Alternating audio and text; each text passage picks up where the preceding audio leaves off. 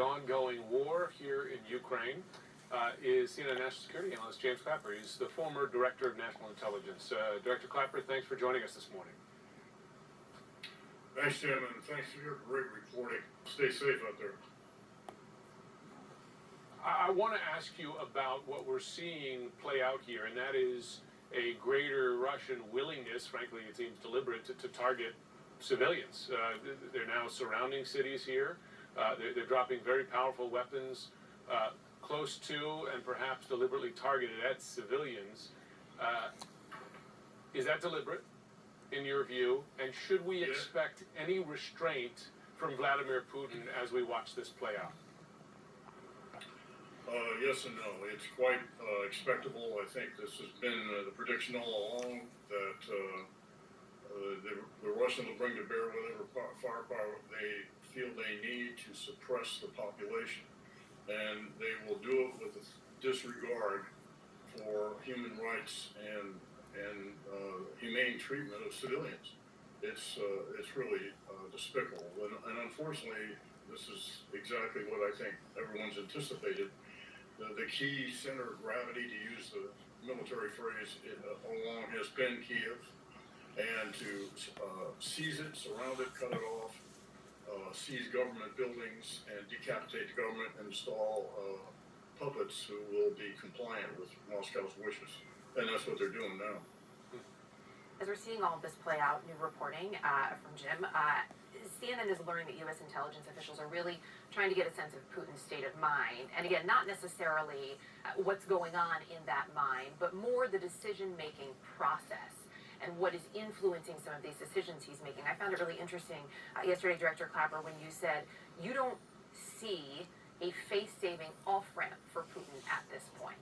How much is that element, do you think, influencing the decisions for Vladimir Putin? Because we know ego is very important to him.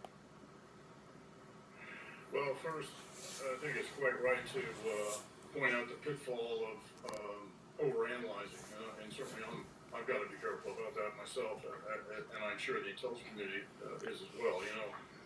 Determining what's in the deep recesses of Vladimir Putin's mind is well nigh to impossible, and we've been watching him for 20 plus years.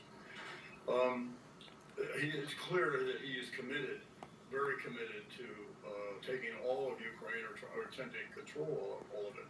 So as this goes on and he employs more weaponry, more firepower, more military resources, I think it's harder and harder for him to off-ramp, and certainly for us to suggest an off-ramp. And again, I guess this really gets to his state of mind, because there is only one key decision maker in Russia. The U.S., the West, Europe are now effectively isolating the Russian economy to some degree. They are sending lethal assistance more and more, which has made a difference on the battlefield, those anti-tank weapons, anti-aircraft weapons.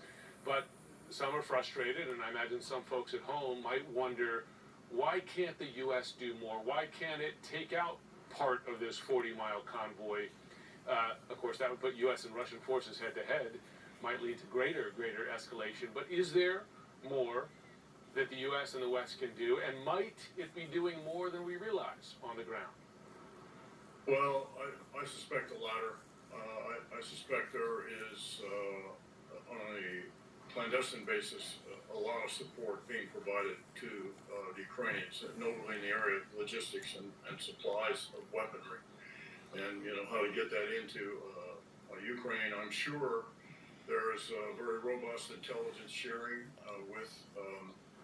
with the Ukrainians. I couldn't help but think about what a couple of squadrons of our A-10s, the ground attack aircraft, could do with that column, which doesn't reflect very good convoy security practices. Just bunching up those vehicles like that. That's a target-rich environment. So I'm sure there's more that is being done that's visible, and there's more that could be done, obviously. No-fly zone, but I don't think that's in the cards now.